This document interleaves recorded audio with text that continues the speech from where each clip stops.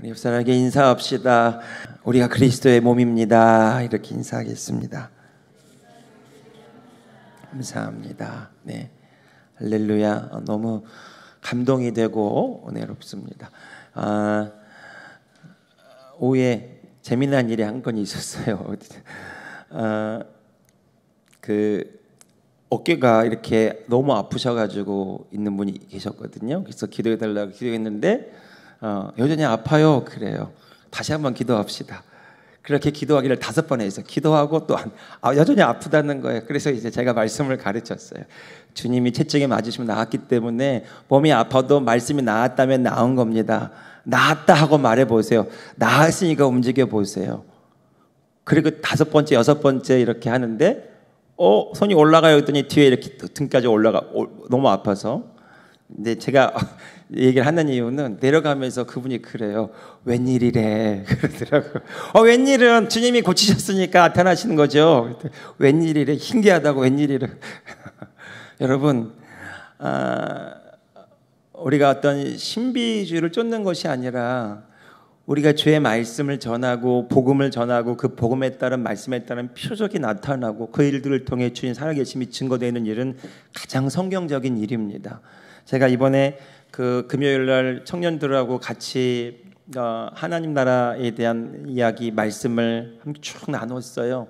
그리고 하나님 나라에는 성령의 능력과 권세가 우리 가운데 나타나고 그 일들을 통해서 치유도 일어나고 진로의 여러 가지 분야의 능력과 그 나타나는 것이 마땅한 일이다. 그리고 같이 기도했거든요. 분명히 거기에 목이 이렇게 안 돌아가는 청년이 있었는데, 그런데 그 청년이 그 하나님을 경험하고 싶다고 했는데 그 청년이 몸이 뜨거워지면서 목이 돌아가고 오늘 주일날 왔는데 나았다고요. 예. 여러분, 제가 보기 원하는 것은 우리가 복음을 전하고 이 진리의 말씀, 복음이 맞기 때문에 이 복음에 따른 표적은 따라오는 것이고, 우리가 이 말씀대로 살고 믿음으로 살아갈 때 이 말씀에 따른 표적이 삶의 여러 각 분야에서 나타나는 것이 맞는 것입니다. 그 어떤 우리 성도님, 남자 성도님은요, 너무 놀라운 간증을 하는 거예요. 정말 계속 말했는데 그 말한 대로 된 일이 삶에 나타나서 너무너무 기적이 일어났다고. 그 말한 것이 그 내 삶에 나타나는 것을 보면서 너무 놀라운 일들을 경험했다고 아까 점심 먹고 너무 귀한 간증을 나눴습니다. 여러분, 하나님께서 이런 모습들을 통해서 우리에게 보여주시는 것 한 가지는 하나님이 이 교회 가운데 일하고 계시고 역사하시고 주님의 뜻을 나타내시고 계신 줄 믿으시기 바랍니다. 우리가 정말 이 말씀에 따라 믿음으로 행하고 말하고 행함으로써 그 표적으로, 제자들도 말씀에 따르는 그 표적으로 예수님을 확실히 증거한 것처럼 오늘 저와 여러분도 그 말씀에 대한 표적이 삶의 여러 각 분야에서 나타나서 예수님을 확실히 삶으로 증거하는 일이 있기를 주님의 이름으로 축복합니다. 아멘. 자, 마태복음 4장 12절에서 25절 말씀 같이 읽어보겠습니다.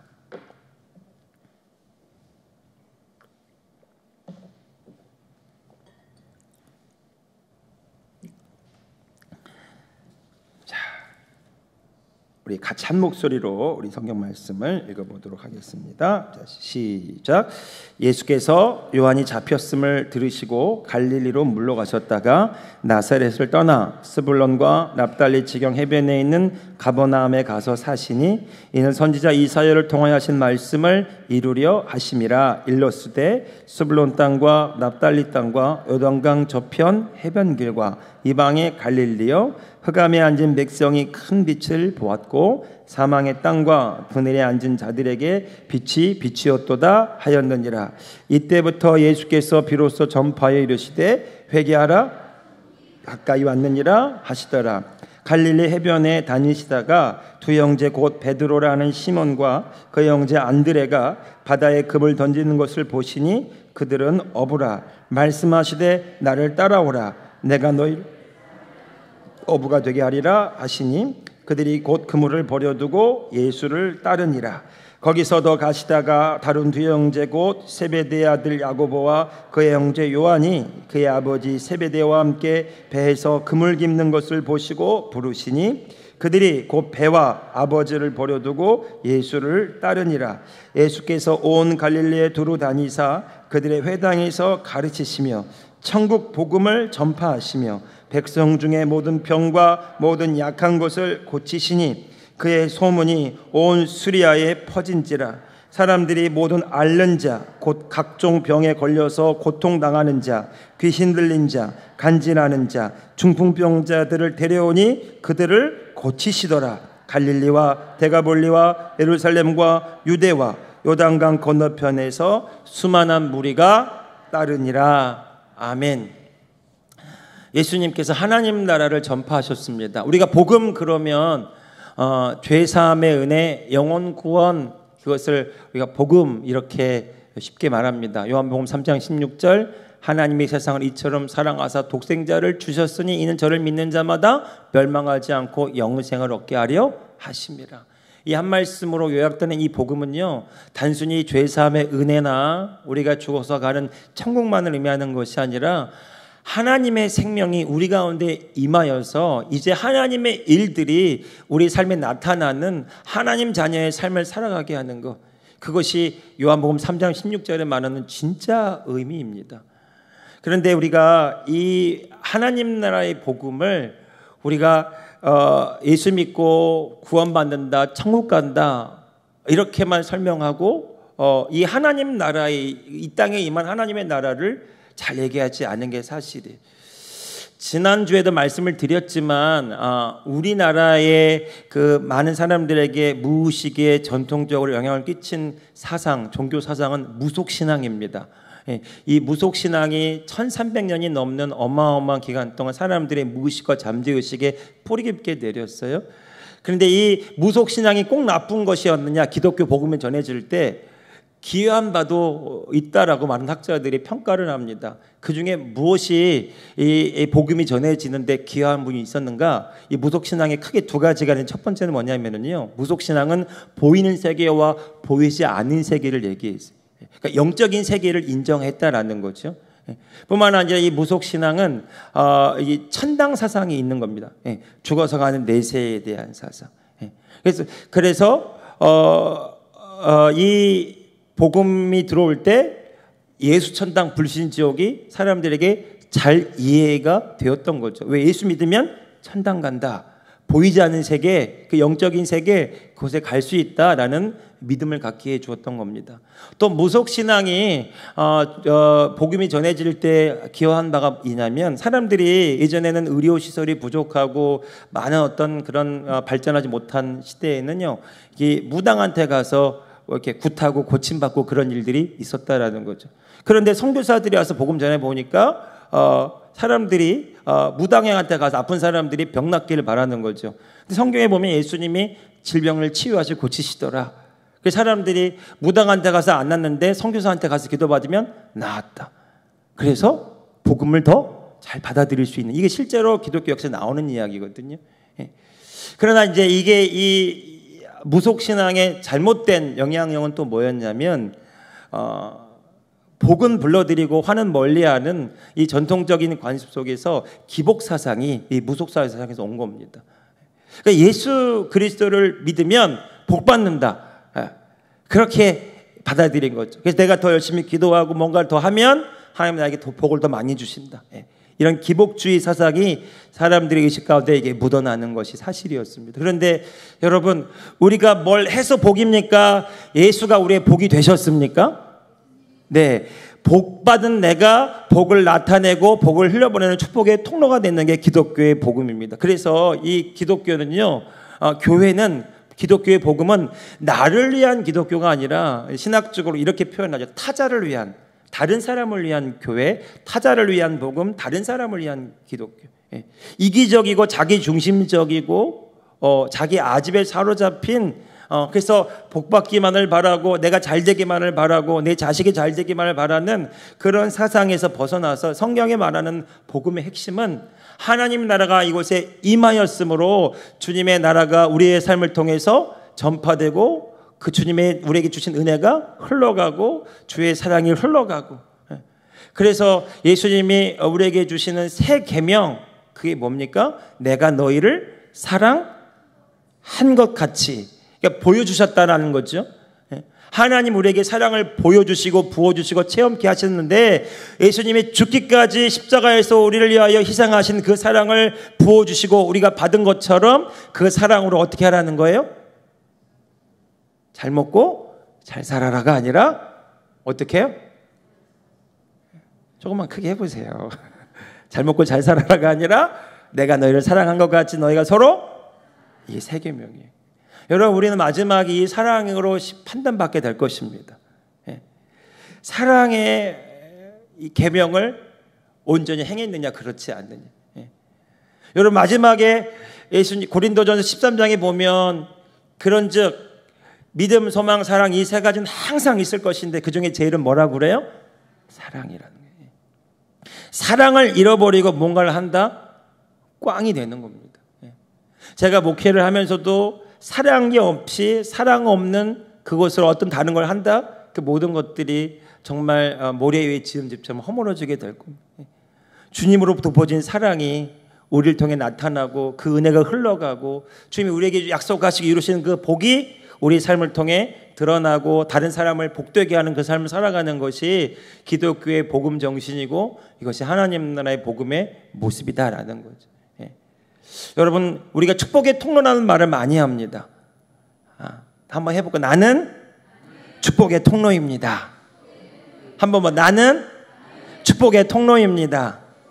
네, 여러분 그 프랭크 루박이 그런 권능의 통로라는 책에 썼어요. 하나님 우리에게 복을 더 달라고 그렇게 기도하지 말라라는 거예요. 왜냐하면 하나님은 더 부어주기 원하는데 중요한 건 나가는 문이 좁기 때문에 부을래야 부을 수가 없고 나가는 문이 닫혀 있으면 하나님이 더 주실 수가 없다라는 거죠.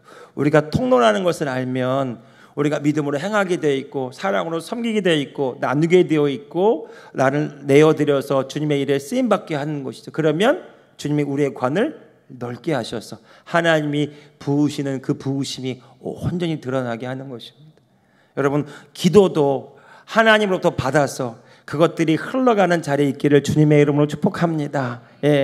따라 나는 축복하는 자입니다. 옆 사람에게 인사합시다. 당신을 예수님의 이름으로 축복합니다. 네, 자 예수님은요 오늘 마태복음 4장에 보면 하나님 나라의 복음을 전하셨어요. 거기 17절에 보면 예수께서 비로소 전파 이르시되 회개하라 천국이 가까이 왔느니라. 이 가까이 왔다라는 말은 아직 안 왔다는 얘기죠. 임박했다라는 거죠. 예수님은 이 하나님의 나라를 이 땅에 이루시기 위해 오신 분이다. 예수님은 그 하나님의 나라를 이 땅에 이루시기에 오신 분이다. 그래서 이 하나님 나라를 전파하셨어요. 하나님 나라의 복음을 설명하시고 특별히 마태복음에 보면 이 하나님 나라가 어떤 곳인지를 그 당시 사람들의 이해 수준에서 문화의 수준에서 그 당시 사람들의 그 지성의 수준에 설명하기 위해서 많은 비유를 드셨죠. 뭐 여러 가지 비유가 있습니다. 겨자씨 비유, 뭐 누룩에 대한 비유, 여러 가지 비유들이요. 밭에 씨를 뿌린 비유, 여러 가지 비유들을 통해서 하나님 나라의 원리와 하나님 나라가 무엇인지를 예수님은 설명하시고 그 하나님의 나라가 우리 가운데 이루어져야 된다 이렇게 말씀하셨습니다. 특별히 예수님이 하나님 나라를 설명하시기 위해서 들었던 대표적인 비유 한 가지가 이거죠. 하나님의 나라는 가장 작은 겨자씨 하나와 같은데 그것이 땅에 심겨지면 자라서 모든 나무보다 커서 공중의 새들이 와서 깃들인다. 이런 비유의 말씀을 드셨어요. 그래서 우리가 이 하나님 나라를 이해할 때 하나님 나라는 처음에는 작게 시작했지만 나중에 점점 커지는 원리를 가지고 있구나. 그렇게 저도 설교하고 많이 이해해왔어요. 그런데 성경을 찬찬히 다시 들여다보면 이해가 안 되는 부분이 한 가지가 있어요. 뭐냐면 예수님께서 이 겨자씨, 사람들이 그 당시에 흔히 볼 수 있는 겨자풀, 이것들을 보면서 예수님이 그걸 가지고 비유로 설명하셨거든요. 이 겨자는 풀과의 풀입니다. 풀. 많이 자라봐야 1m에서 2m가 안 될 정도로 그래요. 그런데 흔히 볼 수 있는 가장 작은 씨를 심으면 그 풀이 자라면 풀이 되는 거지. 그런데 예수님은 이렇게 말씀하셨어요. 오늘 보니까 풀이 나는 게 아니라 겨자씨를 심었는데 나무가 되어 공중의 모든 새들이 깃들게 된다는 거죠. 예수님이 겨자 그 풀인지 나무인지 구분을 못해서 그랬을까요? 아니에요. 그게 아니라 하나님 나라의 원리에 대해 설명하는데, 하나님 나라의 원리는 변화된다라는 거죠. 하나님 나라의 원리는 새롭게 된다라는 거죠. 가장 작은 것, 보잘것없는 것, 그것이 심겨졌지만, 그런데 이것이 자라서 풀이 되어야 맞는 것인데 나무가 되어서 공중의 모든 새들이 와서 깃들일 만큼 그렇게 된다라는 거. 이게 하나님의 나라라는 거죠. 여러분, 오늘 저와 여러분 가운데 주님이 오셔서 성령이 함께 하셔서 이제 우리가 더 이상 죄인의 삶을 사는 것이 아니라 하나님의 자녀의 삶을 살게 하시고, 하나님 오늘 저와 여러분을 통해서 많은 자들을 먹이고 많은 자들을 살리고 많은 자들을 축복하고 많은 자들을 구원하는 자리에 저와 여러분들을 사용하신다. 이것이 하나님 나라다. 이렇게 설명하셨다라는 것입니다. 할렐루야. 예. 그러니까 우리의 관점으로 볼 땐 1 더하기는 2다. 이게 아니에요. 예수님은 하나님 나라가 이렇게 된다고 말씀하셨어요. 하나님 말씀이 우리의 마음에 심겨져서 믿음으로 발현되면 30배, 60배, 100배로. 그러니까 이것은 사람의 계산으로는 가늠이 안 되는 거예요. 그런데 하나님 나라인 그것들이 가능해진다라는 거죠. 예수님은 그 하나님의 나라, 하나님이 주인 되셔서 통치하시고 그 하나님이 일으켜 세우시는 그 나라를 말씀하셨어요. 이 하나님의 나라의 원형이 어디 나오냐면 창세기에 보면 에덴 동산에 나옵니다. 하나님이 모든 것들을 창조하시고 또 마지막에 사람을 창조하시고 사람을 축복하시고 생육하고 번성하고 땅에 충만하라, 땅을 정복하고 다스리라. 하나님의 나라, 그 에덴 동산을 만드시고 사람에게 통치권을 위임해 주시고 하나님의 뜻을 이 땅에 나타내라고 그렇게 사명을 주셨는데, 사람이 하나님과 같이 되려고 사단에게 유혹을 받고 넘어지면서 타락하고 부패한 존재가 되었죠. 그러나 하나님은 포기하지 않으시고 아브라함을 부르시고 하나님의 민족을 일으키시고 또 다윗 한 사람 찾으셔서 하나님과 마음이 연합된 사람, 그 사람을 통해서 이스라엘의 왕국을 세우시고 그 다윗의 자손 중에서 우리의 온 인류를 구원하실 구세주를 태어나게 하셨어요. 이 성경 전체가요 하나님 나라 이야기입니다. 예수님이 말씀하신 그 하나님의 나라, 그 원형을 에덴 동산에 찾을 수 있고요. 그 에덴 동산, 하나님이 만드신 첫 번째 그 하나님의 나라가 예수 그리스도를 통해서 이 땅에 회복되었다. 하나님이 통치하시고 다스리는 그 나라, 오늘 저와 여러분의 삶을 통해서 그 나라가 시작되었다라고 말씀하시는 겁니다. 그 예수님은 그 하나님의 나라의 일꾼으로 오늘 누구를 부르시냐면 제자들을 부르시죠. 18절 보시겠습니까? 18절, 19절 같이 읽어봅시다. 시작. 갈릴리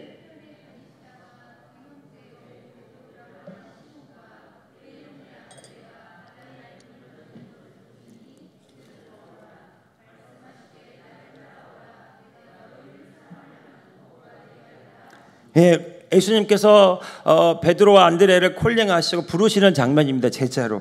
그런데 여기에 조금 생략되어 있는 부분이 있어요. 이제 복음서를 이해하려면 마태, 마가, 누가, 요한복음을 조금 이렇게 중첩되게 보면 그 내용들을 좀 입체적으로 이해할 수가 있는데, 이 똑같은 장면, 예수님께서 베드로를 부르시는 그 장면이 누가복음 5장 이하에 나옵니다. 예수님께서 갈릴리 해변으로 가셨는데 베드로가 배 2척을 가지고 배에서 내려서 그물을 깁고 있었어요. 그 밤은 어떤 밤이었냐면 베드로가 밤새도록 그물을 던졌는데 고기를 한 마리도 못 낚았습니다. 그래서 그 밤은 그냥 허탕친 헛수고한 밤이었어요. 그런데 예수님께서 시몬 베드로에게 이렇게 말합니다. 깊은 데로 가서 그물을 내려 고기를 잡으라. 베드로가 그렇게 말하죠. 선생님, 우리가 밤이 새도록 수고했는데 잡은 것이 없었습니다. 그러나 말씀에 의지하여 내가 그물을 내리겠습니다. 그리고 가서 고기를 잡았는데 힘이 많아서 그물이 찢어져 버렸다라는 거죠. 그래서 2배에 가득 고기를 싣고 왔는데 이 베드로가 너무 놀라는 거죠. 예수님을 그냥 사람으로 본 것이 아니라 하나님의 권위로 보게 되고, 그래서 베드로가 예수님 앞에 무릎을 꿇고 엎드려서 주여 나는 죄인이로소이다, 나를 떠나소서 이렇게 말합니다. 그때 예수님께서 시몬 베드로에게 이렇게 말합니다. 무서워하지 말라. 이제후로는 내가 사람을 취하리라 하시니. 사람을 낚는 어부가 되게 하리라. 같은 의미로 이제후로는 네가 사람을 얻게 되리라. 사람들을 얻게 되리라. 네가 지금은 그물을 던져서 고기 잡는 어부이지만 이제 내가 너를 부르는데, 내가 너를 사명의 자리에, 하나님의 목적의 자리에 부르는데 내가 더 이상 너를 그 자리에 머물게 하지 않고 사람을 얻는 자리에, 영혼들을 구원하는 자리에 너를 부른다. 이렇게 콜링하는 장면이 오늘 마태복음에 소개되고 있습니다. 자, 여기 남은 시간 이 부분을 좀 더 얘기를 하고 싶은데요. 여러분, 이 예수님께서 부르실 때 베드로가 어떻게 따라갔어요? 베드로가 어떻게 따라갔어요? 고민해서 아버지한테 물어보고 올게요. 이거 참 너무 부담스러운데요. 내가 좀 상의하고 기도해 좀 해보고 오겠습니다. 이렇게 했어요? 어떻게 돼 있어요? 베드로를 부르실 때에 곧 예수님을 따라갔다 이렇게 말하죠. 그러니까 베드로는 뭘 버렸어요? 그물을 버렸어요. 그물은 뭐였습니까? 그것으로 고기 잡으며 자기가 살아갔던 자기의 생업이었고 삶의 터전이었어요. 여러분, 누가 생각납니까? 아브라함. 하나님이 아브라함을 부르시죠. 아브라함아, 너는 본토 친척 아비의 집을 떠나 내가 내게 지시할 땅으로 가라. 그때 아브라함이 갈 바를 알지 못하고 따라갑니다. 예수님이 지금 베드로에게 뭔가를 이렇게 약속한 게 없어. 그냥 너가 사람을 얻을 거야. 이제는 고기 잡는 베드로가 아니라 사람을 얻고 영혼을 구원하는 베드로가 될 거야. 베드로가 다 알았을까요? 잘 몰랐을 거예요. 베드로의 생각 속에 하나님의 나라는 어서 빨리 로마의 압제에서 우리를 구원해줄 강력한 메시아, 우리의 문제를 해결해줄 강력한 메시아, 나를 성공의 자리로 이끌어줄 그런 메시아를 기대하고 있었는데, 예수님은 전혀 다른 차원의 하나님의 나라, 우리 가운데 임하신 하나님의 나라, 우리를 통해 역사하신 하나님의 나라를 말씀하실 때 베드로가 알아듣지 못한 겁니다. 그러나 중요한 것은 베드로가 예수님 부르실 때 자신의 삶을 드리며 따라갔다라는 거죠. 여러분, 베드로가 그렇게 잘난 사람은 아니에요. 베드로 미성숙한 부분 많이 나오죠.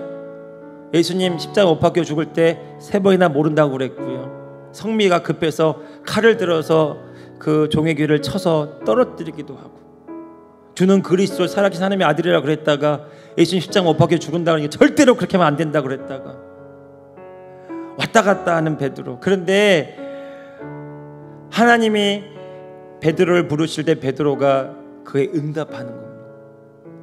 그때부터 그는 비록 부족하고 연약하지만 하나님의 일들이 베드로의 삶을 통해 나타나기를 시작하는 게, 이게 핵심이에요.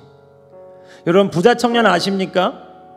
그는 성경에 아주 해박한 지식을 가지고 율법에 정통하였고 어릴 때부터 주일학교 출신으로 정말 교회에서 잘 자라서, 우리말로 하면 그래서 모범적이었고 부자 청년이었고 행정고시 정도 패스할 만큼의 그런 관료였다고 나오는데, 그는 영생에 대해 고민이 많았어요. 근데 예수님께서 뭐라고 하십니까? 가진 거 다 내려놓고 너는 나를 쫓으라 할 때 어떻게 해요? 근심하며 가는 겁니다. 여러분, 이 차이를 아시겠습니까? 여러분, 우리의 가진 것이 하나님에게 쓰임받는 것이 아니라 주의 부르심에 내가 응답할 때부터 주님의 일들이 우리 삶에 시작되는 것을 성경이 이야기하고 있어요. 때론 우리는 많은 기준으로 평가합니다. 우리의 성품이나 기질이나 삶의 여러 가지 모습들로 흠이 많죠. 연약함도 많아요. 저 역시 그렇습니다. 부족함도 많고 미성숙함도 많고 여러 가지 연약함도 많아요. 그러나 제가 이 자리에 설 수 있는 걸 한 가지는 뭐냐면 주의 부르심에 응답하며 왔기 때문인 것입니다. 저는 계속 그 응답에 순종하며 갈 때 부족하지만 연약하지만 그 성숙의 과정, 성화의 과정을 거쳐서 주인공 같은 형상으로 더 성숙하게 될 것입니다. 여러분도 마찬가지. 많은 사람들이 주저합니다. 많은 사람들이 계산합니다. 많은 사람들이 따져봐요. 많은 사람들이 눈치 봅니다. 여러분, 하나님의 나라 일들은 그렇게 해서 이루어지는 것이 아니라 주의 말씀에 믿음으로 반응하고 순종할 때 일어나는 것을 지금 보여주시는 거예요, 성경이.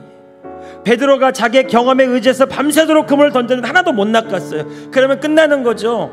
목수이신 예수님이 와가지고 그물 던지라 그랬을 때 가요 마요, 가야 되나요 말아야 되나요? 가봤자 쓸데없는 일이기 때문에 합리적인 판단으로 이성으로는 안 가는 게 맞습니다.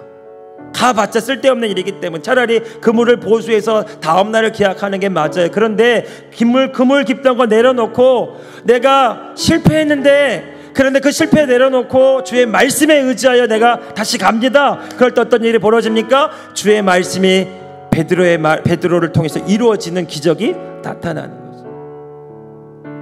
여러분, 주님의 말씀이 오늘 저와 여러분에게 왔다면 그 말씀에 믿음으로 반응하는 자들이 되시기를 주님의 이름으로 축복합니다. 따라합시다. 주의 말씀이 그렇다면 그런 것입니다. 거기에 내 생각과 내 경험과 내 기분으로 가감하는 것이 아니라 주의 말씀이 나았다고 말하면 제가 주의 말씀대로 나았습니다. 그렇게 말하고 걸을 때 능력이 나타나게 될 줄로 믿습니다. 여러분, 성경은 우리에게 많은 약속을 하지만 그 약속에 대해, 그 말씀에 대해 내 경험이, 내 기준이, 내 상황이 이렇기 때문에 저렇기 때문에 그 말씀을 내 기준으로, 내 경험으로, 내 느낌으로 가감한다면 아무런 일도 일어나지 않아요. 그러나 여러분, 하나님의 말씀을 살았고 운동력이 있어 좌우의 날선 어떤 검보다도 위에서 혼과 영과 관정을 골수를 찔러 쪼개기까지 한다. 그 말씀이 우리 가운데 심겨지면 그 말씀이 우리를 치료하고, 그 말씀이 우리 가운데 들려지면 그 말씀이 우리를 회복시키고, 그 말씀이 우리에게 길을 제시할 것이고 힘을 더할 것이고 능력을 나타낼 것이며 그 말씀 그대로 놀라운 생명력을 발휘하게 될 줄로 믿습니다. 사랑하는 성도 여러분, 예수님은 생명의 말씀, 그 말씀이 우리 가운데 임하고 그 성령이 우리 가운데 임할 때 주님이 그 말씀을 우리 가운데 이루시겠다고 약속하시고 하나님의 나라를 전파하셨어요. 오늘 저와 여러분이 그 하나님의 나라를 경험하는 하나님 나라의 일꾼 되기를 원합니다. 세베대의 아들 야고보 요한도 22절에 보니까 곧 예수님을 따르잖아요. 그리고 23절 같이 마지막 읽어볼까요? 23절입니다. 시작. 예수께서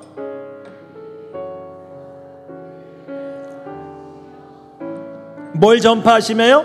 천국 복음을 전파하시며 백성 중에 모든 병과 모든 약한 것을 고치셨다. 자, 하나님 나라 복음을 전하시고 그 복음에 따른 표적이, 증거가, 진리의 말씀에 따른 열매들이 예수님의 사역 가운데 나타났습니다. 여러분, 이거 그대로 마가복음 10장으로 가보실래요? 그러면 예수님께서 그들에게 약속하신 말씀들이 이루어지는 것을 봅니다.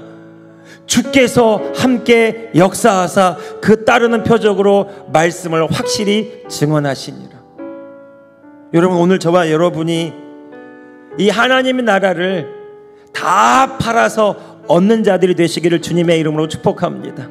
이 하나님의 나라, 하나님의 일들이 내 삶에 이루어지는 것을 보며 이 세상의 것들을 배설물처럼 여길 수 있는 지혜가 열리기를 바랍니다.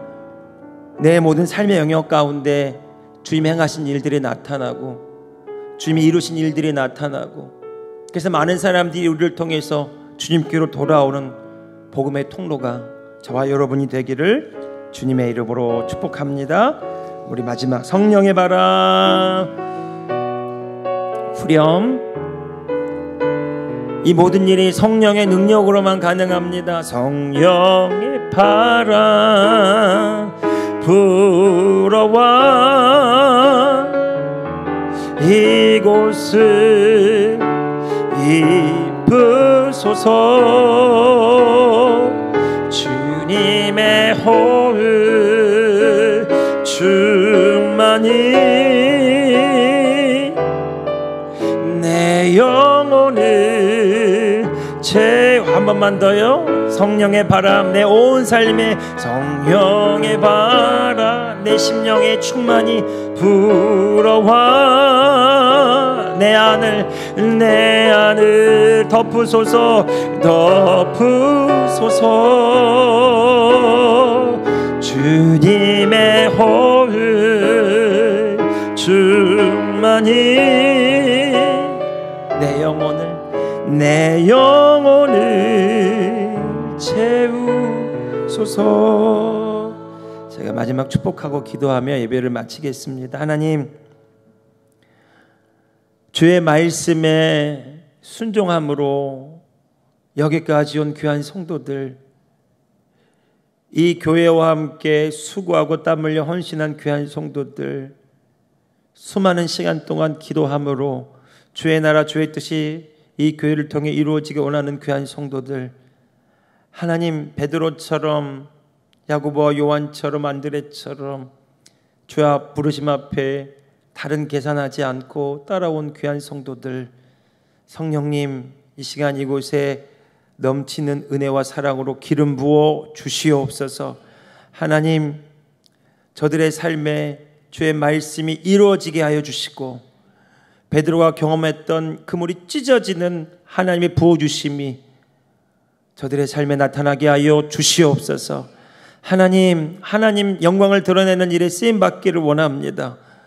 날마다 주의 나라를 침노에 들어가서 주님을 나타내는 하나님의 나라 일꾼으로 살기를 원합니다. 환경이 어떠하든지 상황이 어떠하든지 모든 내 주변의 일들이 어떠하든지 거기에 묶이지 않고 주의 성령의 충만함으로, 성령의 인도하심으로 주의 말씀이 삶에 이루어지는 기적이 삶 속에 드러나게 하여 주시옵소서. 지금은 우리 주 예수 그리스도의 은혜와 우리 하나님 아버지의 크고도 놀라우신 사랑하심과 보혜사 성령님의 감화, 감동, 교통, 충만하신 놀라운 은총이 이 시간 하나님 나라의 일꾼으로 이 땅에 어둠을 밝히는 주님의 나라 주의 백성으로 살기로 다짐하고 결단하는 당신의 사랑하는 자녀들 머리머리 위에 이제로부터 영원토록 함께하옵시기를 우리 주 예수 그리스도의 이름으로 간절히 축원하옵나이다. 아멘.